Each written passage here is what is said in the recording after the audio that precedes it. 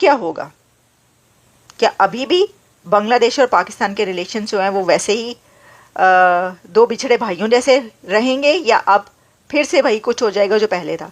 क्योंकि अब अगर अमेरिका ने बांग्लादेश का इशू इंडिया पर छोड़ दिया है और अब इंडिया के हाथ में, इंडिया के कंट्रोल में है बांग्लादेश, अगर ऐसा है कि बांग्लादेश इंडिया के कंट्रोल में होगा, तो क्या वो बांग्लादेश को पाकिस्तान के साथ इतने अच्छे रिलेशंस रखने देगा? तो बात ये की जा रही है कि प्रेसिडेंट ट्रंप ने ये कहा कि I will leave Bangladesh to PM Modi. तो बांग्लादेश को इंडिया के हवाले कर दिया गया है। बांग्लादेश अब इंडिया के हवाले। बांग्लादेश का इशू अब बंद हो गया, जो एक प्रॉब्लम क्रिएट हुआ था इंडिया के लिए, तो अब भारत उसको सॉल्व कर लेगा। अब ये बात कही गई है प्रेसिडेंट ट्रंप की तरफ से। इंडियन फाउंडेशन और ओमान करवा रहा है ये कॉन्फ्रेंस। ओमान में डॉक्टर एस जयशंकर की मीटिंग्स हुई हैं अपने काउंटर पार्ट्स के साथ। मैंने आपको ये बताया था अपने प्रीवियस प्रोग्राम में जो इस टॉपिक पर किया कि कौन कौन से कंट्री के फॉरेन मिनिस्टर के साथ उनकी मीटिंग हुई। लेकिन उनकी एक मीटिंग बांग्लादेश के मिस्टर तौहीद हुसैन के साथ भी हुई, जो कि बांग्लादेश के फॉरेन मिनिस्टर हैं। और बांग्लादेश की तरफ से इंडिया से ये रिक्वेस्ट की गई है कि सार्क को रिवाइव किया जाए, क्योंकि बांग्लादेश के फॉरेन मिनिस्टर ने इंडिया के external affairs minister doctor Jaishankar से ये रिक्वेस्ट की कि सार्क को रिवाइव किया जाए। सिर्फ यही नहीं, अगर आप ये सुनकर हैरान हो रही हैं तो अभी आपकी हैरानी और भी बढ़ जाएगी, क्योंकि आगे से जवाब ना में दिया गया। डॉक्टर जयशंकर ने कैटेगोरिकली रिजेक्ट कर दी उनकी ये रिक्वेस्ट और उनको ये कहा कि ऐसा कुछ नहीं होने जा रहा, सार्क को रिवाइव नहीं किया जा सकता, वो सार्क को रिवाइव नहीं करेंगे। यानी इंडिया सार्क को रिवाइव नहीं करेगा। हम ये समझें कि अब बांग्लादेश में कौन सी गवर्नमेंट बनेगी? क्या मोहम्मद यूनुस बांग्लादेश में रहेंगे या उनकी जगह कोई और आएगा? बांग्लादेश में जो हिंदुओं के साथ वहाँ पर हुआ है उसका कैसे बदला लिया जाएगा? भारत क्या उसका बदला लेगा अगर उसके हाथ में बांग्लादेश का मामला आता है? अच्छा, इसके अंदर आप ये भी देखें, एक और चीज़ है यार, भारत बदला तो नहीं लेगा, ये कभी ऐसा हुआ नहीं, ऐसी कोई बात भारत की तरफ से नज़र नहीं आती। लेकिन इसके अंदर एक और बहुत अहम बात यह है कि बांग्लादेश में जब ये सब हुआ तो उसके बाद पाकिस्तान और बांग्लादेश के ताल्लुकात बड़े अच्छे हो गए। भाई भाई बिछड़ा भाई, कुंभ के मेले में जो भाई बिछड़ा था 12 साल पहले वो मिल गया। वैसे 12 साल नहीं, वो कतर में गुम हुआ था, तो वो कहा जाने लगा कि ये तो मिल गया। अब आपको पता है कि वहाँ पर दोनों कंट्रीज़ के बीच बहुत से एग्रीमेंट्स भी हुए हैं और दोनों कंट्रीज़ के बीच ट्रेड भी और जो रास्ते हैं वो भी खुल गए हैं। काफ़ी चीज़ों में जो है उन्होंने आसानियाँ पैदा की हैं। लेकिन जी हमारी गलती है जी, हम मानते हैं। मतलब आप ये करके अब मान रहे हैं, अब आप क्या मतलब आप बड़े अच्छे बनना चाह रहे हैं, हम आपको आके तोपों की इस्लामिया दें? सर जी आपने बड़ा अच्छा ठीक किया है, आपने ये किया वो किया है। हम उस गवर्नमेंट में रहते हैं जहाँ 12 बजे कानून खुल जाता है, और अब हमारे प्राइम मिनिस्टर आकर कह रहे हैं कि हमसे गलती हुई है। आपसे गलती हुई है, आपको अभी याद आया इसका करना? उन गलतियों का कौन जवाब देगा जो इंडिया के खिलाफ हम लोग भुगत रहे हैं? या उन कश्मीर के लोगों का कौन जवाब देगा जो हम लोग कह रहे थे कि वो गलत है? उन पर भी तो आए बहुत सारे ऐसे मुआहदे जहाँ पर हमने ये कर लिया हुआ कि इंडिया गलत है। अगर अब हम इंडिया की बात करें तो इंडिया के ईरान के साथ ताल्लुकात देख लें, इंडिया के यूएस के साथ ताल्लुकात देख लें, हाँ। इंडिया के चाइना के साथ अभी रिसेंट ट्रेड देख लें। यानी कि इंडिया हर किसी के साथ अच्छा चल रहा है। आप सिर्फ मुझे इतना बता दें कि बीइंग अ मुस्लिम कंट्री हमारे साथ ही उसने बुरा करना था। ये होना कैसे था, ये होगा कैसे? ये ऐसा ही है कि $21 मिलियन लगाओ, लोगों को इनकरेज करो कि वोट डालें, लेकिन इन रियलिटी उसका मकसद क्या हो सकता है? बीजेपी ये कहती है इसका मकसद ये हो सकता है कि उन लोगों को बाहर निकालना जो हो सकता है बीजेपी के खिलाफ हो। तो वो कह रहे हैं कि ये बेसिकली एक इलेक्टोरल प्रोसेस के अंदर इंटरफेरेंस है। अब जो मस्क जो है उसने जब ये रिपोर्ट जारी की, ये खबर जारी की कि जो यूएस टैक्स पेयर्स का जो डॉलर है वो इन आइटम्स पे लगाया जाएगा, तो जारी बात है इंडियंस जो हैं वो इससे खुश हुए हैं कि हमें इस, हालांकि बहुत सारे यूएस एड का पैसा जा रहा है वहाँ पे, लेकिन आई वुड जस्ट टेल कि ये जो पैसा आ रहा है यूएस एड का इंडिया के अंदर, ये माजी में भी आता रहा है। इंडिया के इलेक्शंस के हवाले से। और दूसरी तरफ ये है कि अमेरिकन्स अब तो यूरोपियंस को ये भी लेक्चर देते हैं कि जैसे इंडिया के हवाले से उन्होंने कहा है ना कि हमने पैसे नहीं भेजने। यानी कि एक साथ तो है, हाँ। एक साथ आज़ाद होने वाली कौम, तो फिर हम पे ही लानत है। हम एक साथ आज़ाद हुए हैं, वो हमसे इतना आगे चले गया है। चाइना जो हमसे 40 साल पीछे था, चाइना में इतनी गुर्बत थी, चाइना को कोई सोच नहीं था सकता। तो ये सवाल मेरा ये है कि सिर्फ एक पाकिस्तानी है जिनके साथ उन्होंने बुरा करना था, चीनियों के साथ उन्हें कोई मसला नहीं था। मेड इन चाइना जहाँ हर चीज़ निकाली जा रही है। चाइना ना सबसे ज़्यादा प्रोडक्टिव मुल्क है अगर आप देखें तो। चाहे उनकी चलो चीज़ें हम कह देते हैं कि यार चाइना चाइना, लेकिन प्रोडक्शन देखें उनकी कि किस तरह उनकी इंडस्ट्री तक। मुझे लगता है ना कि हम वो कौम अब बन चुके हुए हैं जहाँ पर भी मैं भी एक पढ़ी लिखी गलती मतलब खतून, मैं भी अपनी गलती ना मानूं। और अगर हमारे हुक्मरान अगर ये गलती मान रहे हैं ना, तो बगैर किसी वजह के तो मान नहीं रहे होंगे, बगैर किसी कंट्रोवर्सी के मान नहीं रहे होंगे। अब उन्हें कोई एक स्क्रीन टाइम चाहिए होगा जैसे, तो वो इसलिए मान रहे होंगे। बाकी आप पूरी हिस्ट्री हमारी उठा कर देख लें, ईच एंड एवरी हमारा वो एक किताब उठा के देख लें मुतालिया पाकिस्तान की। मैंने भी 9 से लेकर ईच एंड एवरी चीज़ एक ही हमारे माइंडसेट बन गया हुआ है कि इंडिया जी बुरा है, इंडिया खिलाफ है, हम इंडिया हमें ये नहीं कर रहा। अब सिर्फ मेरा आपसे सवाल है, अब नहीं कश्मीर की खबरें आती, मैं नहीं देखती। अब कश्मीर कहाँ चले गया? अब कश्मीर की कोई खबर नहीं है। न्यूज़ चैनल बंद हो गए जो हमें कश्मीर की खबरें देने भूल गए हैं। हमारे ना एक माइंडसेट ऐसा from the very first day build कर दिया हुआ है, कश्मीर पे जुल्म हो रहा है, चाहे वो वहाँ सही रह रहे हैं। इंडिया खिलाफ है, इंडिया और हमारा कल्चर एक जैसा नहीं है। यहाँ पे कितने लोग हैं जो डिफरेंट कल्चर के हैं। मैं मुस्लिम होकर भी कितने डिफरेंट कल्चर्स को प्रमोट करती हूँ। वेस्टर्न पहनना, वेस्टर्न पहन लेती हूँ। किसी दूसरे मज़हब के लोग के साथ मैं खाना खा सकती हूँ। हमारा शुरू से बता दिया जी इंडिया नहीं ठीक, इंडिया ये नहीं ठीक, हमारे रिलेशन ख़राब कर दिए। अब हमारे प्राइम मिनिस्टर शहबाज शरीफ साहब ये आकर दे रहे हैं।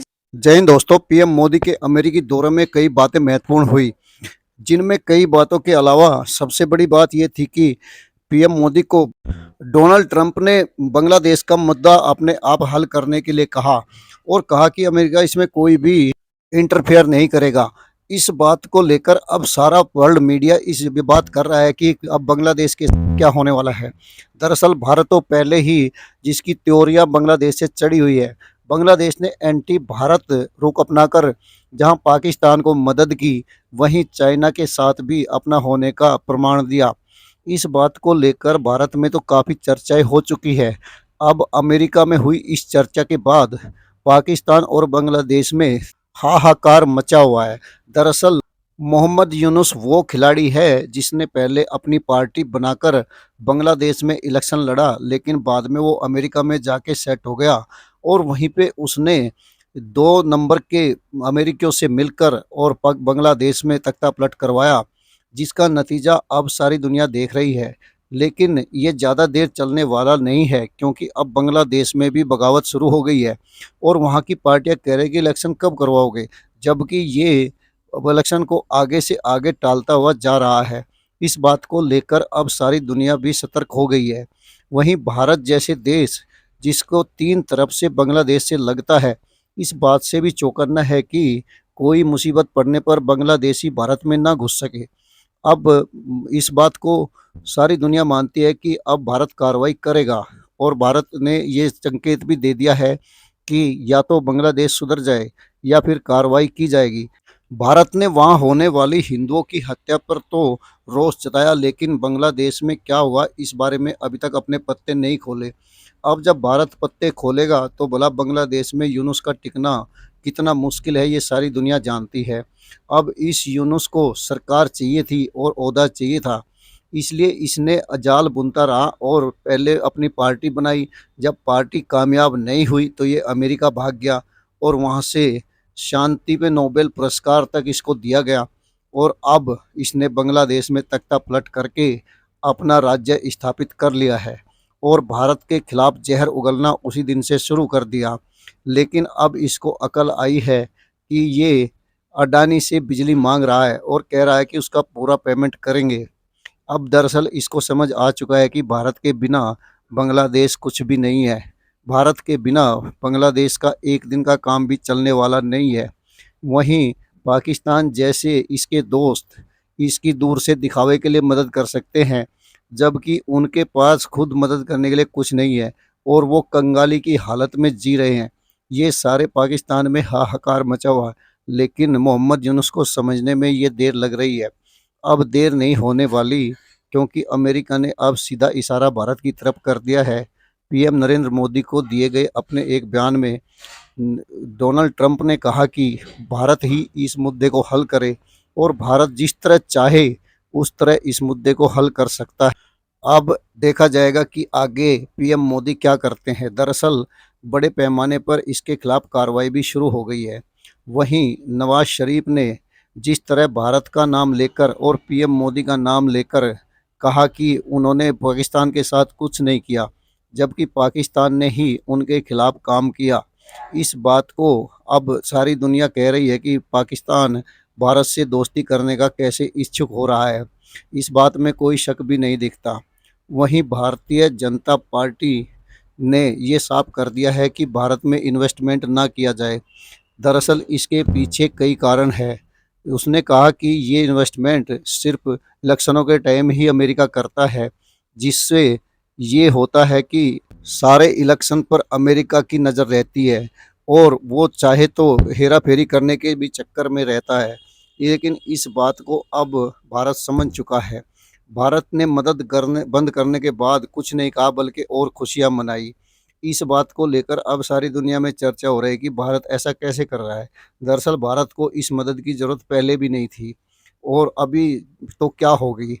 इस बात को भी पाक मीडिया उछाल रहा है और कह रहा है कि वहाँ की सबसे बड़ी पार्टी भारतीय जनता पार्टी कैसे अमेरिकी मदद को नकार रही है और ना सिर्फ नकार रही बल्कि परमानेंट बंद करने की सिफारिश भी करने जा रही है।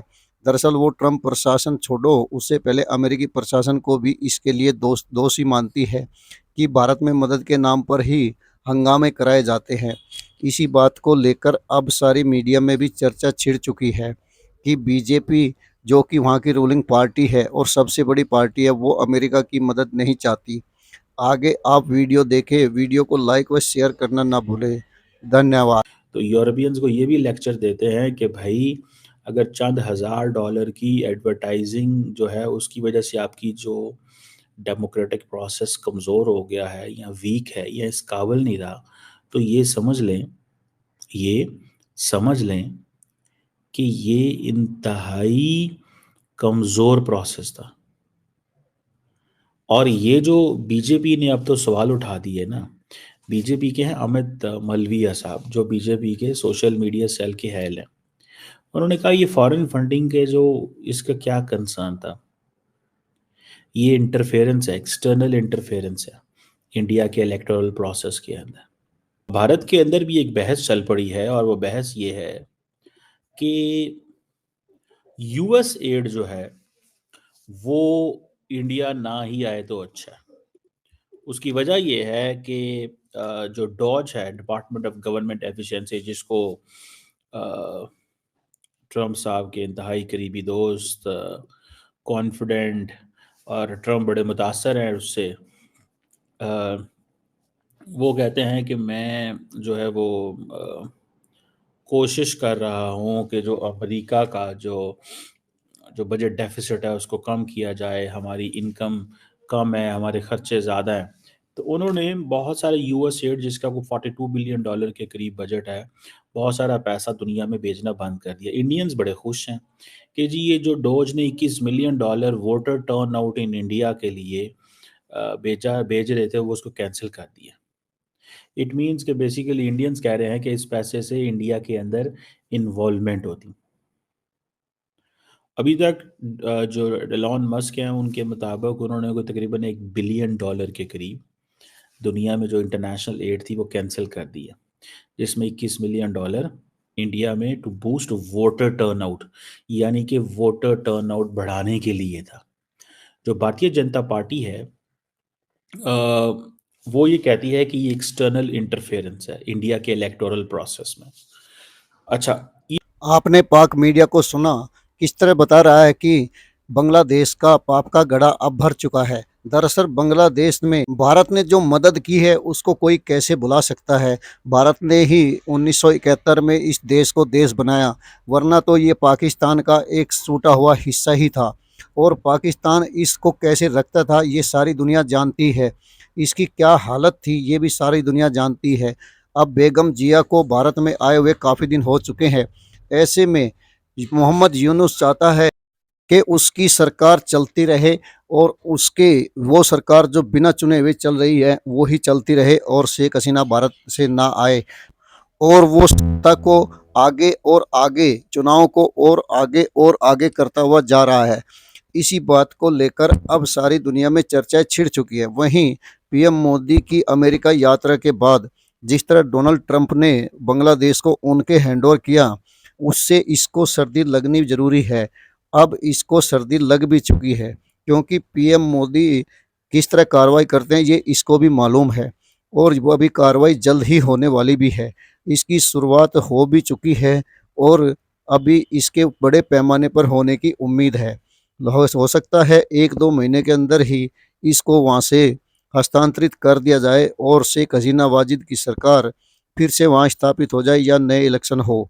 इस बारे में अब कोई शक भी नहीं रहा। अमेरिका का जो डीप स्टेट था उस वो बांग्लादेश के अंदर तो एंटर हो गया, लेकिन अब अमेरिका में भी सरकार बदल चुकी है और उनकी सरकार नहीं रही जिन्होंने इसको बांग्लादेश में घुसाया था। अब इस बात को लेकर इसके माथे पर भी शिकन आ गई है। अब ये देखना होगा कि कितने दिन काम निकाल पाता है या नहीं। भारत ने अपनी कार्रवाई जरूर करनी है, इस बात में कहीं शक ही नहीं बनता। या तो ये चुपचाप वही काम करे जो पहले जैसी सरकारें करती रही है, या फिर अपने आप को बचाए। इस बात को पीएम मोदी ने भी कन्फर्म कर दिया है। अब बांग्लादेश को अपना भविष्य खुद देखना होगा और खुद उसको तय करना होगा कि उसके यहाँ बनी हुई पार्टियां ही वहाँ राज करेगी या कोई भी आदमी आकर बाहर से पैसे लेकर आकर वहाँ पर हंगामा करवा के अपनी सत्ता काबिज कर ले। ऐसा होगा, ये तय करना है बांग्लादेश की जनता को। और हिंदुओं पर हुए हमले पे से उसको सावधान रहना चाहिए क्योंकि भारत जल्दी से कुछ कहता नहीं, और कहता है तो फिर बांग्लादेश से उसकी बात संभलने वाली नहीं दिखती। अभी उसके एक दोस्त कई बने हैं जिसने पाकिस्तान जैसे भी है जो देने की बजाय कुछ लेने का ही मादा रखते हैं। दरअसल पाकिस्तान के पास ऐसा कुछ नहीं है कि वो किसी की मदद भी कर सके। पाकिस्तान खुद कंगाल और भूखा है और सारी दुनिया से मांगता रहता है। इस बात को बांग्लादेशियों को समझ लेना चाहिए कि वो भारत के बिना उनका काम चलना कितना मुश्किल है। चारों तरफ से भारत से घिरा ये देश भला पाकिस्तान की गोद में कैसे बैठ सकता है। इस बात को सारी दुनिया भी आसानी से समझ रही है, लेकिन मोहम्मद यूनुस ने ऐसा ही किया और उसने इस देश को इसकी गोद में बैठाने की कोशिश की। अब आगे देखना होगा कि क्या होता। बाकी वीडियो को लाइक व शेयर करने के लिए आप सभी का धन्यवाद। जय हिंद, जय भारत।